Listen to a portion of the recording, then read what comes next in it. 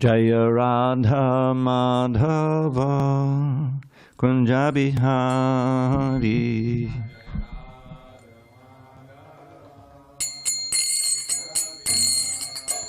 Jaya Radha Madhava Kunja Bihari.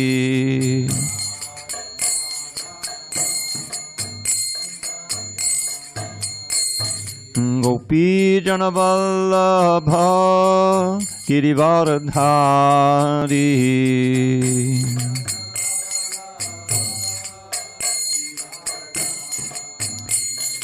Gopi Jana Vallabha Girivaradhari.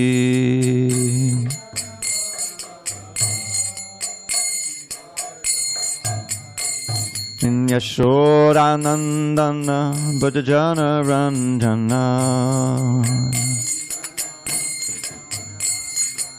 Yashodanandana Bhajana Ranjana. Yamuna Tira Vanachari. Yamuna Tira Vanachari. Jaya Radha Madhava Kunja Bihari.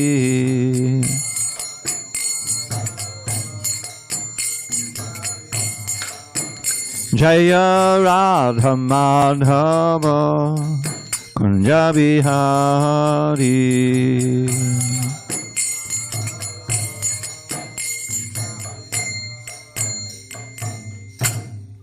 Jai Om Vishnupad Paramahansa Padavajikacharya Ashtotter that Sri Srimad Divine Grace Srila A.C. Bhaktivedanta Swami Prabhupada Ki Jai. ISKCON BBT Founder Acharya Srila Prabhupada Ki Jai. Jai Om Vishnupad Paramahansa Padavajikacharya Ashtotter that Sri Srimad His Divine Grace Srila Bhakti Siddhanta Saraswati Thakur Ki Jai. Ananda Koti Vaishnavini Ki Jai. Namacharya Srila Haridas Thakur Ki Jai. Srimad Bhagavatam Ki Jai. Grantaraj Srimad Bhagavatam Ki Jai. Samaveda Bhaktivinoda Ki Jai. All glories to the assembled devotees. All glories to the assembled devotees. All glories to the assembled devotees. All glories to Shri Guru and Gauranga. Okay. Narayanam Namaskritya Narang Chaiva Narottamam Devim Saraswatim Vyasam Tato Jayamhadiriyet. Before reciting the Srimad Bhagavatam, which is our very means of conquest, we should offer our respectful obeisances unto Lord Narayan, the Supreme Personality of Godhead, unto Narayan Rishi, the supremest human being, unto Mother Saraswati, the goddess of learning, unto Srila Vyasadeva, the author, and unto Srila Prabhupada, the translator, commentator, and our spiritual master. Nashta Prayesha Bhadreshu Nityam Bhagavata Sevaya Bhagavatyuttama Shloke Bhakti Bhavati Naistiki. By regular attendance in classes on Srimad Bhagavatam and by rendering devotional service to the pure devotee, all that is inauspicious within the heart is destroyed almost to nil, and loving devotion to the Supreme Lord who was glorified in transcendental songs is established as an irrevocable fact. Om Namo Bhagavate Vasudevaya. Om Namo Bhagavate Vasudevaya. Om Namo Bhagavate Vasudevaya.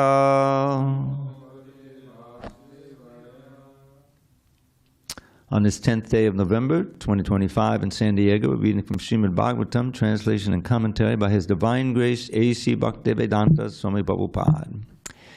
We'll be doing, we're in Canto 9, Liberation. Chapter 4, Ambarīṣa Mahārāja offended by Durvasa Muni. Texts 28 and 29. So I'll read 28 myself and we'll chant 29, which I think is on the board. Can someone try to bring it out? See if it's on the board. I'm pretty sure he wrote it. Okay, I'll just chant this one myself. 28. Tasma adar dharish chakram prachanika bayavaham ekanta bhakti bhavena prito bhaktabhirakshanam.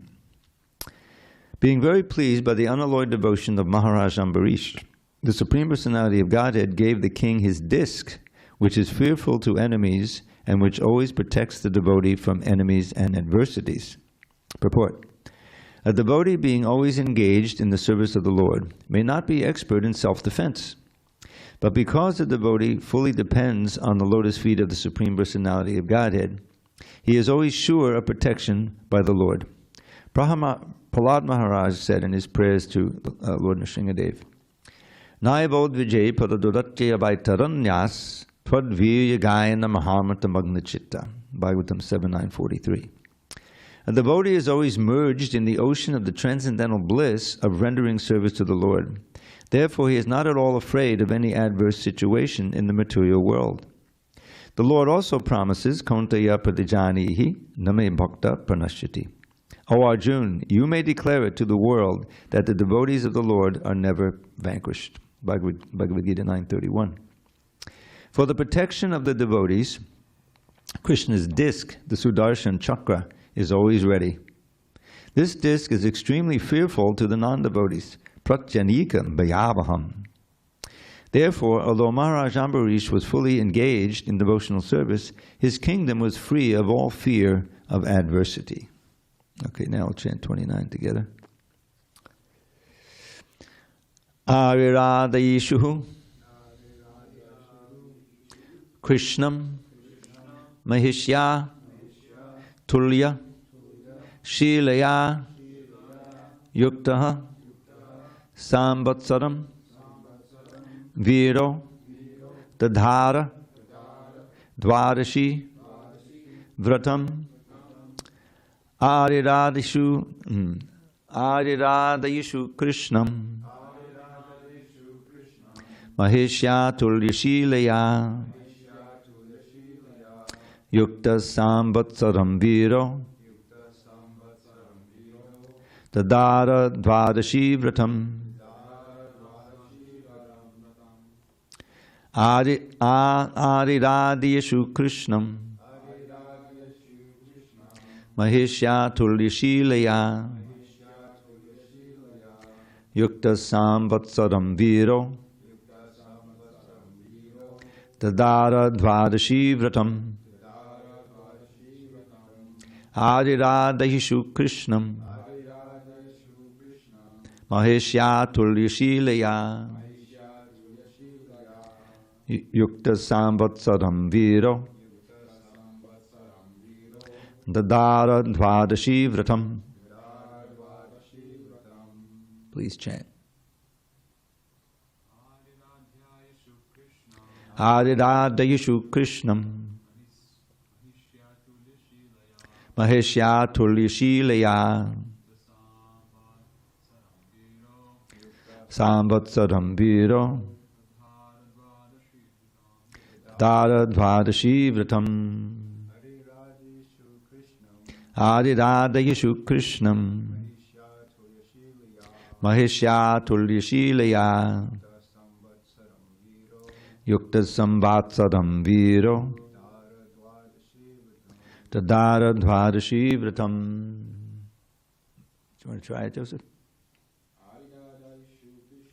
Arirādayishu Krishnam Mahishya Tulya Shīlaya Yukta Samvatsaram Viro Dadhara Dvādaśī-vratam. Anyone online? Arirādayishu Krishnam Arirādayishu Krishnam Mahishya Tulya Shīlaya Mahishya Tulya Shīlaya Yukta Samvatsaram Viro Yukta Samvatsaram Viro Dadhara Dvādaśī-vratam Dadhara Dvādaśī-vratam. All right, word by word. Arirādayishu, aspiring to worship Krishnam, the Supreme Lord Krishna, Maheshya, with his queen, Tulyashilaya, who was equally as qualified as Mahārāja Ambarīṣa. Yuktaha, together, Samvatsaram, for 1 year, Viraha, the king, Dadara, accepted, Dvādaśī-vratam,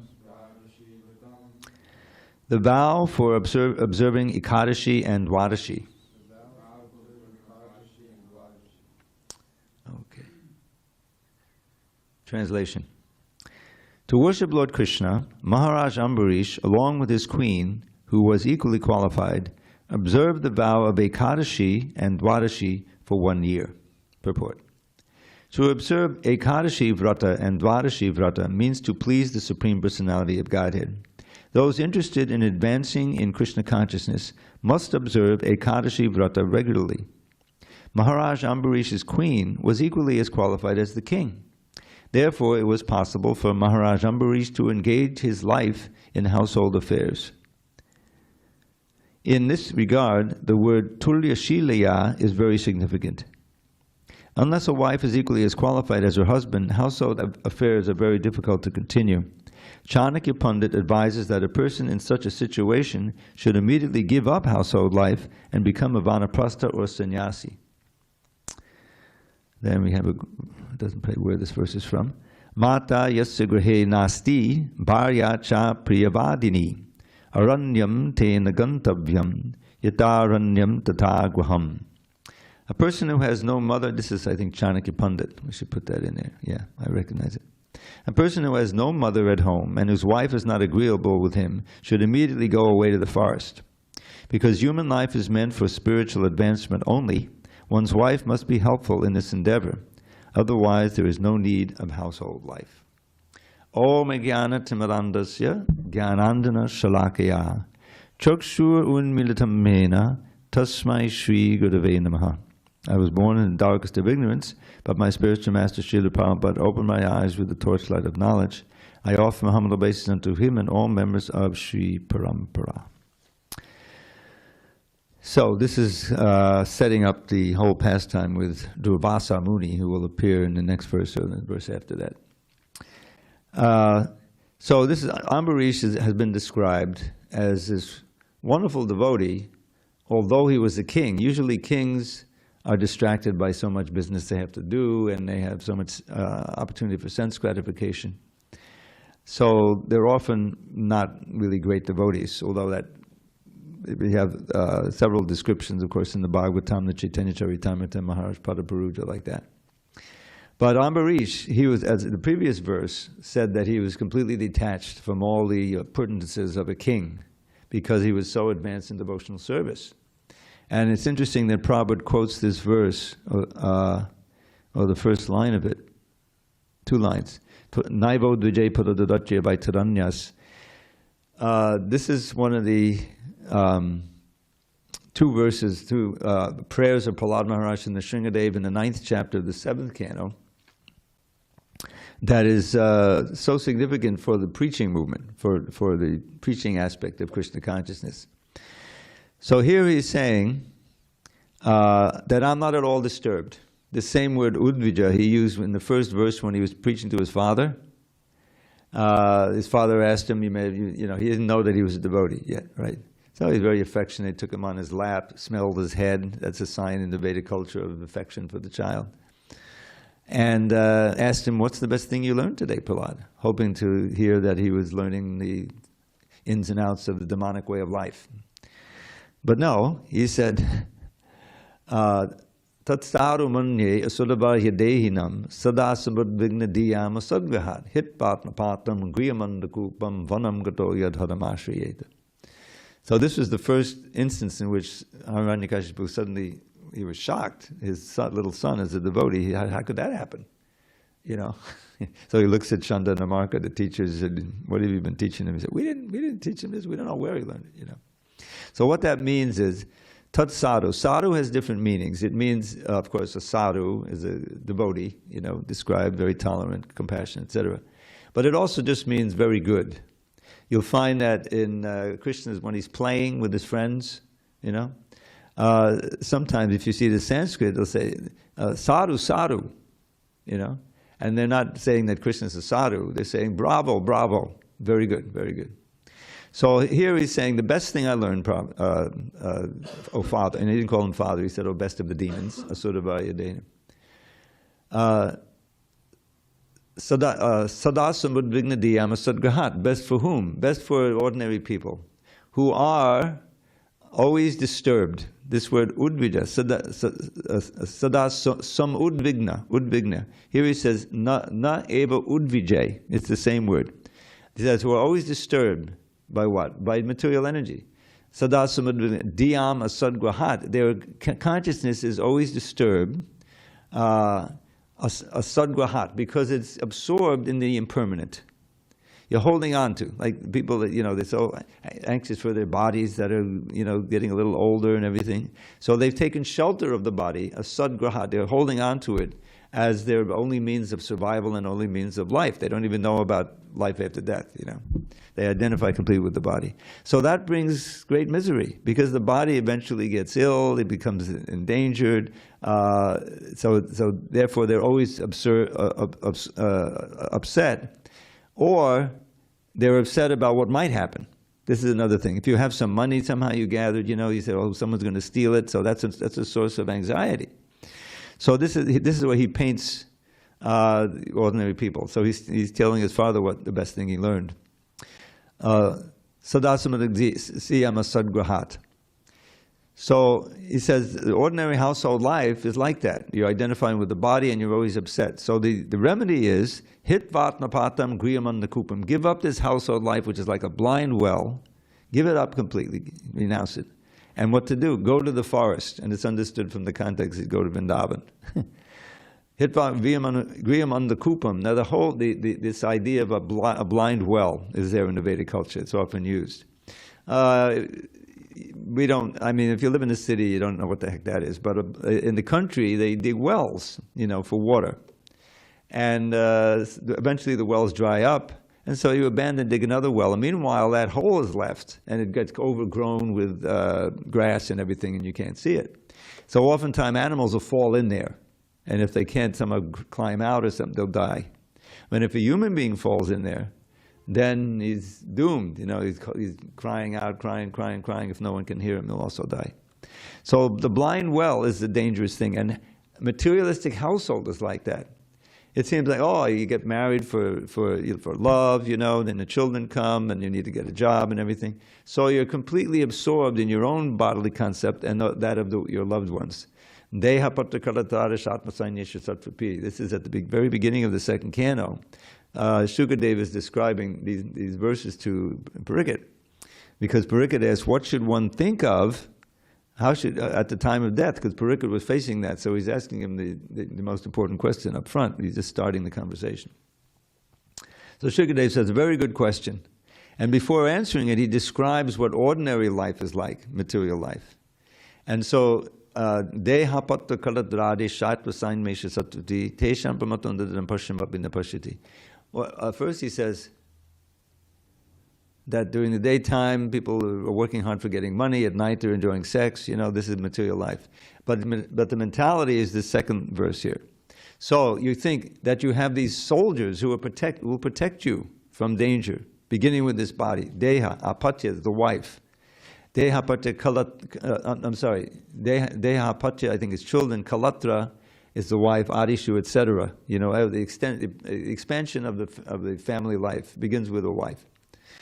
Atma Sainyeshu, these are my soldiers. My sons will protect me, my body will be very strong, that'll protect me, my wife will, like that. So these are your Atma Sainyeshu. But they're asat, they're also fallible. They're also subject to failure, eventually. Asat, Kaladraju, asat sapi. Although they're fallible and temporary, Tesham pramatondadam. And you've seen in other contexts that they failed. Your grandfather died and your mother, they had a nice family, but that was all. But even though you see that, Tesham Pramato, you're so mad, you're so covered by Maya that it doesn't register that you're going to also have that fate. Pasyanapin the Pashiti. Although seeing, you don't see. It doesn't really register. So he's painting a quick picture there in one verse of materialistic family life, which is this blind well, you see. So anyway, I don't want to get off into that second canto, but that's the idea. So here, Prahlad Maharaj uses saying, now when he's praying to Lord Nrsimhadev, wonderful prayers, they have so much instruction and inspiration. So this one and the next one is important for the preaching mood. That even though you're Krishna conscious, you can feel yourself getting more peaceful and joyful, you see. You are disturbed, as Prahlad will say, by seeing the people suffering without Krishna consciousness. And so there's an urgency in wanting to go help them. Book distributors know that Prabhupada was moved by that. So here he's saying, Naibo dvijaypada dodotya vaitadanyas. I am not at all disturbed because I am with you who are across the ocean. The Vaitarani river is the boundary between the material and the spiritual world. And very difficult to cross over that river and get liberation. But you're across it, and I'm always with you. How? Twadviryagayana mahamata magna chitta. Because at any time, I can immerse my mind, magna chitta, in the great nectar of glorifying your power. Twadviryagayana mahamata magna chitta. And this was really the essence of Lord Chaitanya's movement.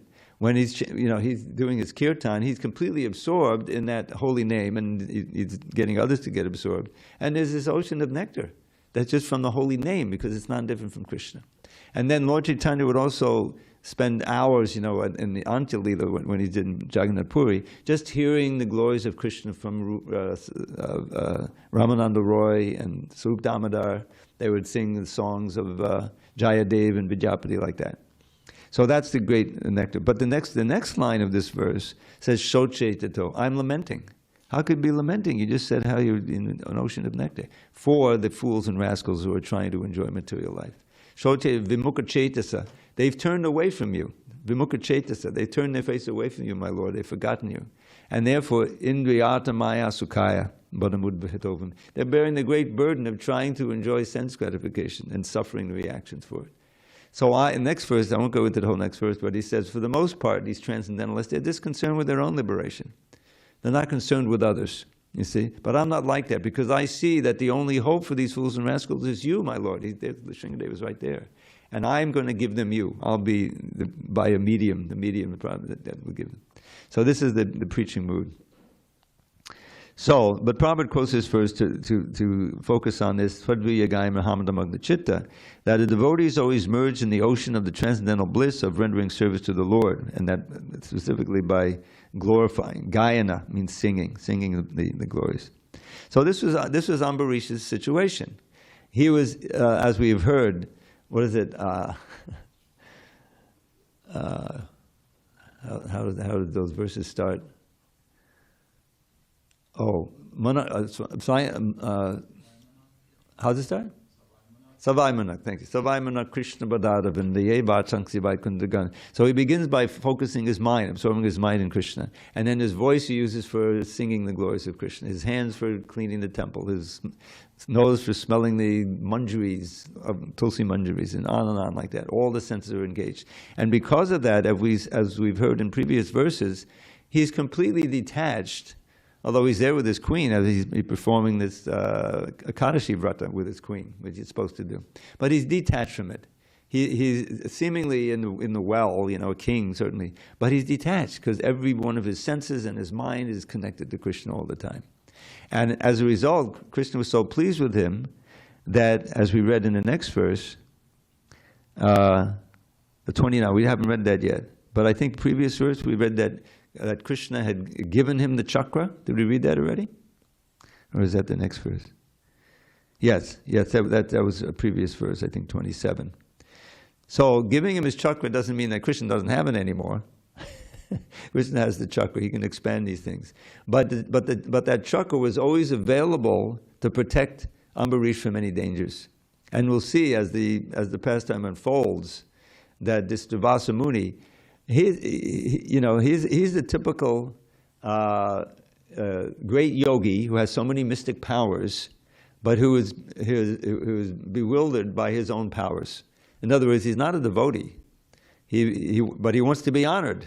And the whole dilemma he has is that this king, who's after all, kings are supposed to be attached, they're not supposed to be great yogis, But he is a great yogi, a bhakti yogi, and he is protected from danger by this chakra, which Durvasa doesn't know about that. So Ambarīṣa, just like you have a parallel thing with Haridas Thakur in more modern age, contemporary of Lord Chaitanya. He was a simple Muslim, but he was attracted, I don't know this life story, but he was attracted to Krishna Bhakti, and he became the Namacharya for chanting the holy name. Chanting all day, 16 hours a day, 300,000 names. We chant our 16 rounds, he's chanting 192 rounds a day. So he was very exalted. And he was also fearless. He got arrested by the Qazi. They were very upset that he converted to Hinduism, And then when he called them up on it, he said, look, so many Hindus have been converted to Islam, by force. The sword in one hand and the Quran in the other. So what's the big deal if one Muslim becomes a Hindu? So the Qazi was furious at that, and he sentenced him to death by beating. Prabhupada always says he's sentenced to be beaten in 22 marketplaces. No, he was just sentenced, he was sentenced to be beaten till death. And usually one marketplace, two marketplaces, because they're beating you with these big rods, two heavy-duty guys.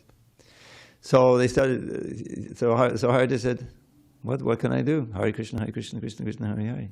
He wasn't panicked, he wasn't anything. And they started beating him. But he didn't feel anything, just like Prahlad. Because Lord Chaitanya later said that I was on your back taking the beatings. I didn't want you to be harmed, So Haridas was not only not feeling anything, but he wasn't feeling anger at them. He was just chanting Hare Krishna and being completely absorbed, And therefore, they went through 22 bazaars, which is the marketplace, and he wasn't dying.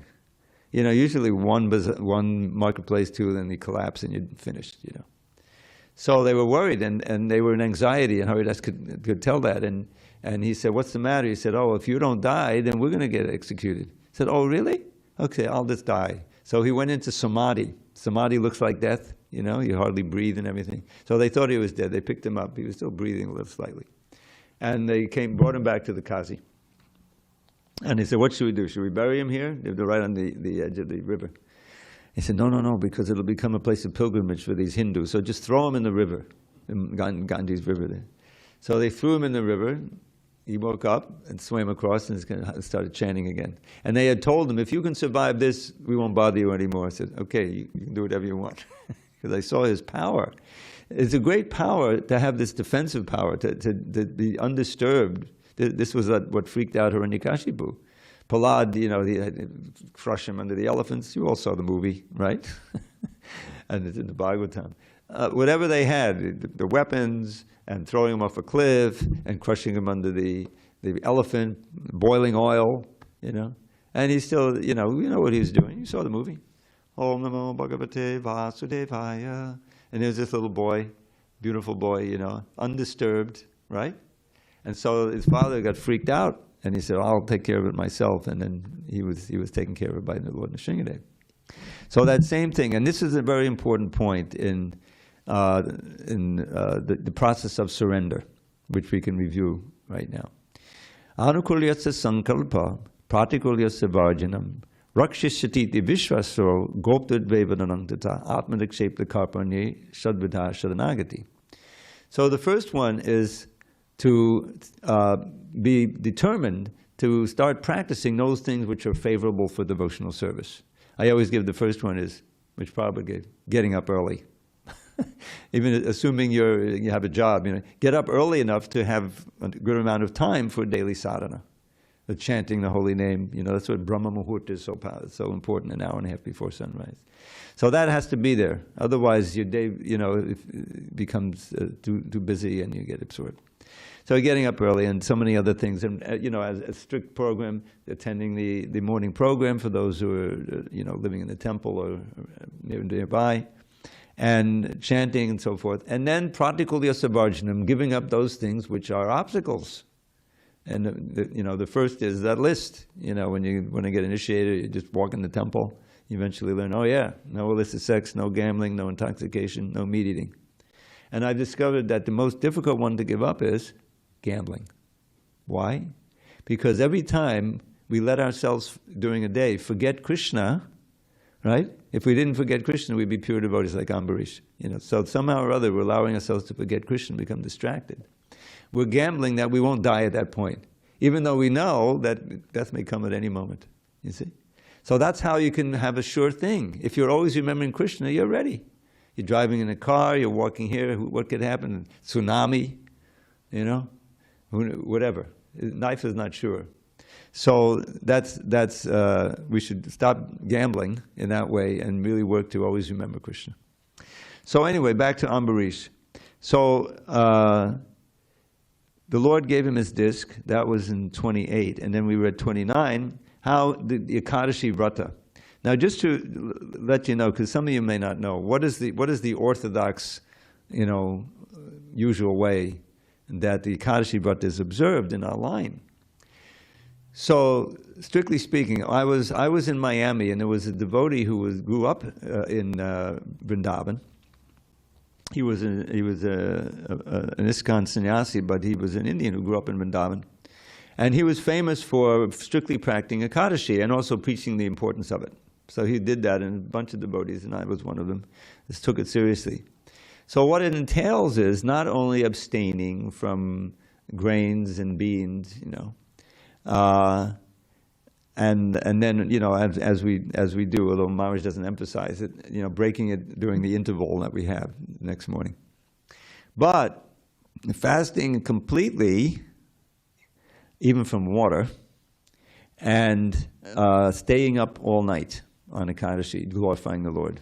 And then breaking Ekādaśī the next day in the interval that is said, that we have on our calendar. That's the orthodox way of doing it. And I did that one time because I was getting a dissociation. And I was able to spend all night in the temple. Miami, at that time they had a former hotel on the beach. It was Krishna's Govinda's Vaikuntha building. I hope that wasn't Rasabas, but anyway, that's what it was. And the temple was near the top floor. And so I went in there with one or two other devotees. I had a tambour at that time, and I would just spend the whole night chanting verses and chanting Hare Krishna. And the next day at the time we broke it. It was very blissful. I once tried to do it in India. I was in Vrindavan, and it was Ekādaśī. Well, let me do that. And because I knew they had a 24-hour kirtan, So I went in there, and I was expecting, and the kirtan was going on, but they were doing it very softly, There was no mic or anything. And it was getting late, and I somehow or other I couldn't stay up. I couldn't stay awake. So I couldn't do it that time. So that's the official thing, and that's what he's doing here. When it says Ekādaśī-vrata, he's strictly fasting from water, and that's how he breaks it. What happens is, the coming attractions. This Durvasa Muni especially came just before the time to break the fast, you see, because he knew that would put Ambarīṣa in trouble. Why? Because breaking the fast usually means you take some prasadam. You can take some grains and beans and everything, so that's breakfast. It's always in the morning. And Durvasa Muni came alone. Usually he wasn't traveling with his 60,000 disciples. That's another pastime. And he was offered, okay, well, why don't you join me in breakfast? He says, I will, but I just want to bathe first, which is a standard thing. You've been on the road walking. So he specifically stayed in the water long enough to put Mahārāja Ambarīṣa in trouble, because it's a great offense if you have an known guest comes, someone who's respectable, and you invite him for breakfast. You eat first. You're not supposed to do that. You're supposed to serve him, and you'll eat together, and your wife will. So the time was passing, and he was, what am I going to do? He's still bathing. So he went to his Brahmins, advisors, what should I do? They didn't know, so he suggested that I just drink water. I sip a little water. That'll break the fast, which I want to do in the interval. But again, it's not really breaking the fast. Just like if you're fasting and you drink some water, yeah, you're still fasting, right? So that's what he did. He drank some water, and then Durvasa comes out of the things, and by his mystic power, he could tell that he drank some water. So he focused on, oh, you offended your guests, you know? I'm a Brahmin, you're just a king, and so forth. And he became furious. Ridiculous, you know? But that was the excuse. That was the whole purpose. So he takes, he pulls out a hair, and he creates this female fiery demoness. Body is all fire. And go get Ambarīṣa, you know, he's coming to get Ambarīṣa. Now this is how Ambarīṣa showed his great advancement. He was free of fear. He knew that Krishna would protect. You see? He didn't grab the chakra or even ask for the chakra. He just stood there. Hare Krishna, Krishna, Krishna, Hare Hare.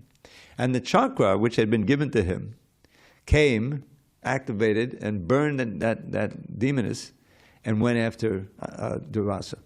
Now, if Durvasa was really advanced, you said, oh, to be killed by the chakra, that's great. But he didn't. He started running, and didn't just run. He went by his mystic power. He went up to see Shiva. Please help me, you know. And Shiva said, oh, you got the disc behind you. I can't do nothing. He went to Brahma, and Brahma said the same thing. What can I do? So he goes up. He's so powerful. He goes up to Vaikuntha, and he finds Vishnu. He says, please withdraw your chakra. And Vishnu says, I can't do anything. I'm under the control of my devotees. He said like that. There's 3 or 4 verses that are very famous. I forget them now.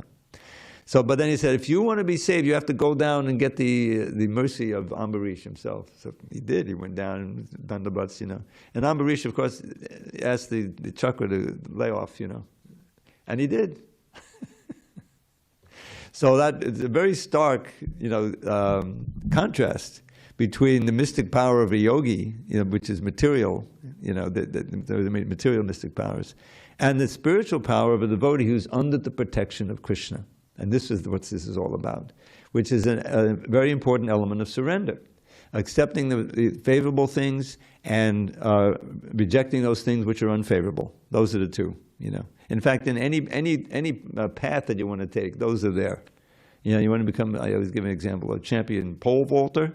Well, you have to get a coach. You can't just, you know, do it on your own and try to, you know, do it. You have to be trained.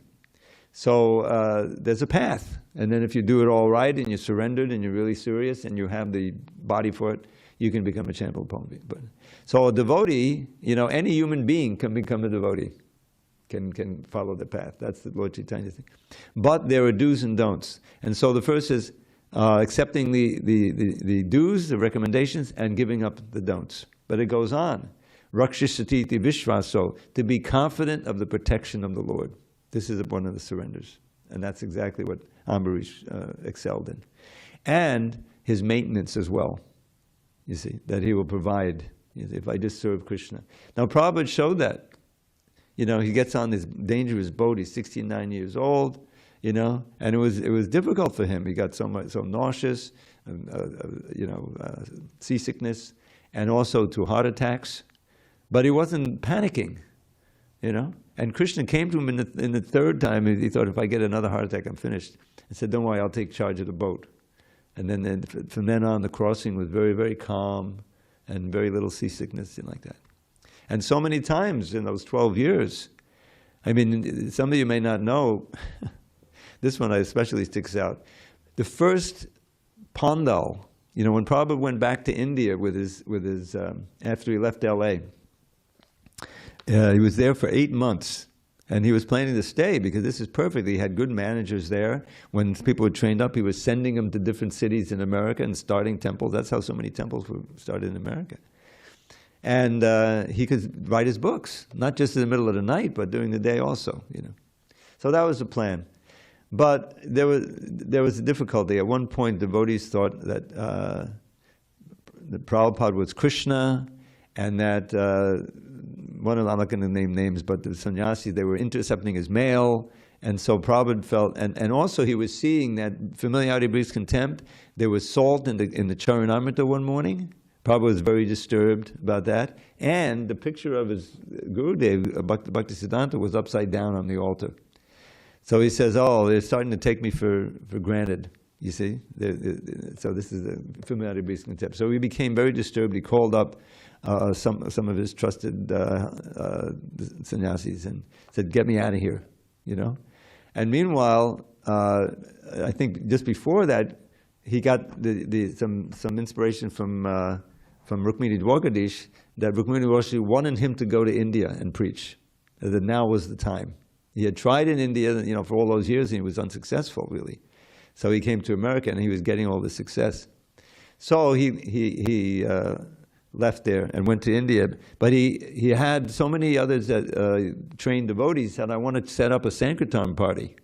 And each temple would give 2 or 3, you know, the temples in America. And that's how you had, you know, Yamuna there and Giriraj Swami and some of us on this 1970 trip to India. And they would go to each city. The first one was in Bombay, I think, the first Pandal. And it was such a success, Prabhupada wanted to do it in Delhi and Calcutta and everywhere. So, but when he got to Calcutta, the Naxalites were there, communist terrorists. And they would kidnap wealthy businessmen and force them, you know, to give thousands of dollars, you know, or they would kill them. You know, it was a very dangerous group. They're still around, I think. So they come. So they send Prabhupada a notice: fly or die. In other words, you have to leave Calcutta or we're going to kill you. You know. So Prabhupada didn't leave. He just went on. So he's in the one Pandal tent, and they walk in, a group of them. I don't know how many, you know. And so they wanted to stop, you know, the Pandal and everything. So first thing is that he told one of his aides, give them some nice chairs to sit on. You know, they don't have to pay. Usually if you come in, you had to pay 2 rupees for the chair or something. He said, give them some nice chairs free, you know. And then he started chanting the Brahma Samhita, beautifully, how Prabhupada could chant, you know. So they became pacified by Prabhupada's aura, by his, you know. And then there was a meeting with them, and he was telling them, yes, we're practicing spiritual communism, because they were into communism. They were from Marxists, you know. Because Russians were coming down. They're right there. Russia's right there. Anyway, but it was dangerous. And so many other times, Prabhupada's in a car in Mauritius, and there was some tourist who came, and they're driving on the wrong side of the road. Boom! There was a head-on collision with Prabhupada. So luckily, they weren't going very fast. Prabhupada was slightly injured, you know, but it was, wow, you know. So he saw the dangers, but he also trusted that Krishna would protect. And he did, in so many circumstances. So that's the one of the perfections of Ambarīṣa that we'll hear about. Let's see, what else? So anyway, so then there's this whole thing about Ambarīṣa's wife. He does this sacrifice with his wife, which he's supposed to do if you're married. And then he quotes from Chanaka Pandit, oh, it's not mentioned here. A person who has no mother at home and whose wife is not agreeable with him should immediately go away to the forest.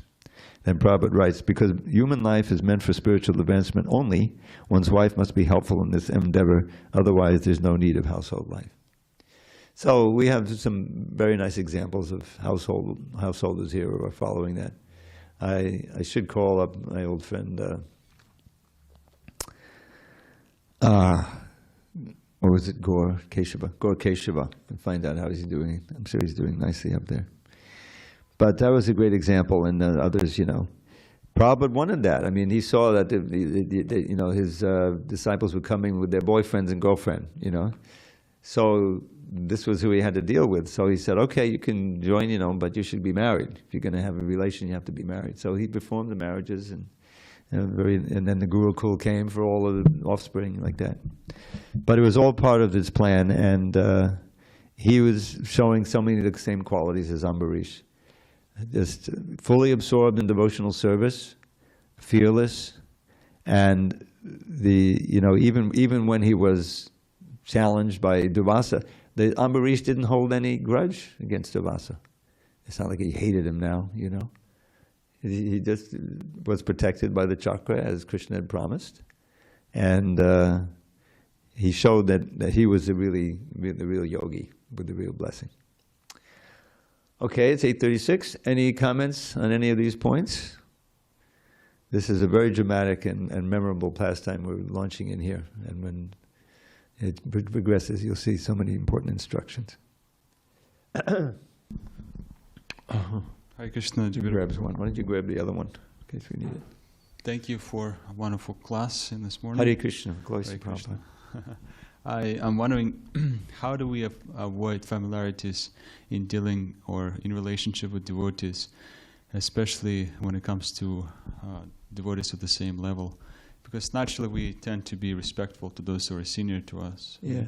But what about with those who are on the same level of us? Well, I'm thinking of this, the context. You know, Prabhupada had a good friend. God, the names are going. I'm getting old. But he was a good friend from India. He was a god brother, and he was a scholar. And he wrote some articles for BTG that Prabhupada wanted to publish that he hadn't published. And so in one meeting that he had with Prabhupada, I forget if it was after Prabhupada came back to India, because he saw him in Vrindavan, when Prabhupada went to Vrindavan in 1967 after the stroke. And then he said, I'm going back to Vrindavan to get better, and they thought he was going back to die. You know, there's a whole pastime. So he was there in Vrindavan, and he saw this devotee. And so the devotee asked him to give because Prabhupada had been in the medicine business, you know. So he was recommending some medicine for him. The other devotee had some disease. So he said, what I really want is your formula for your spiritual medicine, you know, like that. So Prabhupada said, okay, I'll tell you, here it is, you know. Trinarapi sunichena, tororapi sahishnana, amanina manadena, kirtaniyak sadaharihi. And this verse, which I think it was Krishna's Kaviraj who encouraged the devotees to hang it around their neck. In other words, don't forget it. This is essential, because the central practice is chanting Hare Krishna. So this is how one can chant, if they're in that mood, that you'll feel like chanting all the time. Krishna will empower you. I put it into a little poem. More humble than a blade of grass, more tolerant than a tree. To think all praise belongs to others, none belongs to me. Such qualities attract the Lord to bless one with the power to chant His name incessantly until the final hour. So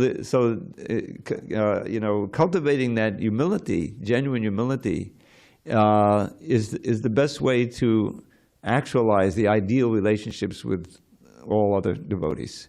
To really feel that I don't have any quality. This devotee has such good qualities. I'll tell you a little pastime, I don't know if I call it a pastime, but it happened to me. I was on a train from Mayapur to Ahmedabad. And there was a temple there that was developing. They were just being built.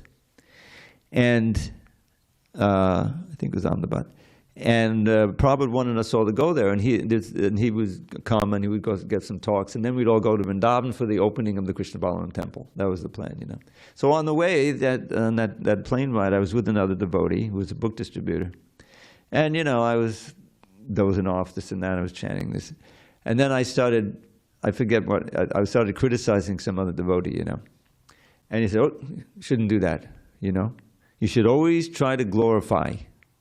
If you have this thing that you're gonna criticize, think of something good about the devotee and glorify, because this criticism of devotees it's an offense and it can block your whole devotional service. So I thought that was a very good advice. And you know, someone who you'll always see who loves to do it so much, Radhanath Swami. I'll tell you, I've heard so many times. I was in L.A. and one of his disciples had passed away recently. He was an older man. He had joined in Dhaka, which I think is the capital of Pakistan. But he had left there and come to Bombay, and he was reinitiated. His guru had messed up, and so he got reinitiated by Radhanath Swami. And I was there in a class in L.A., and the whole class was just glorifying this devotee, you know, who had passed away. And he went on for an hour or more, you know. And he was truly a wonderful devotee. He was always thinking songs of Bhaktivinoda Thakur. He was taking care of the brahmacharis there in Chowpatty, making sure they had enough, that their laundry was done, they had enough prasadam, because they were going out and doing books. And he was back at the temple, and he would see to their needs. He was very fatherly toward them. So, and I could see Radhanath Swami was just in ecstasy. He was just enjoying that of glorifying this devotee. And I've heard him do that many times. So that's the sign of a real devotee who was always looking for the positive thing, and it creates a great aura, in other words, when you hear that, then you also get appreciation for the devotees more, which is essential. And then when we have the opportunity to have kirtan together or glorify the Lord together, then you really appreciate what the devotee is saying like that. So that's the antidote. Is you have to find something and glorify and get into that mood of, what do I have? Amanina manadena. All others should be. I don't want to be glorified. I'd rather glorify others. So that's one thing, to meditate on that verse and try to bring it into your heart. It's not easy. Second, okay, follow up. A little follow-up. Sometimes what happens is that you don't criticize, but you also don't glorify. You just kind of stand neutrally. How do we step it up a notch? Yes, well, that's part of surrender. You're doing the patikulyasa varjanam, but you're not doing the anukulyasa. So you have to take on the basis. Okay, we're not offending. Therefore, we're on a good basis now. Now let's see what is this devotee really good at. What is there something that I can praise? Prabhu, I really like the way you tied your dhoti today, or something. Something, anything positive. Or what you can do is invite that devotee to join you in glorifying another devotee. You can glorify Prabhupada. There's so many other things to glorify, but in that glorification mode, and that's really the essence. Tvadvirya gayana mahamata magna chitta. That second line of the verse from Prahlad Mahārāja's prayer. What is he saying? I'm in an ocean of nectar. I'm drowning in this ocean of nectar by glorifying your powerful activities. Tvadvirya gayana mahamata. And we saw it with Prabhupada. If you think about it, he spent every day, beginning at 12 at night, he's alone there dictating his books. He's glorifying the Lord. Then after, breakfast at class, of course, he's glorifying. And he would have meetings with devotees. He would have darshans and guests. So practically every day, all day, he's finding a way of glorifying Krishna. And in that way, he's always untouched by Maya, and he's on the exalted transcendental platform. And he has the power to instill faith in others to take up the process and also join him in that glorification. What else is there to do? Hare Krishna. Any other comments or questions? It's a little late. Hare Krishna.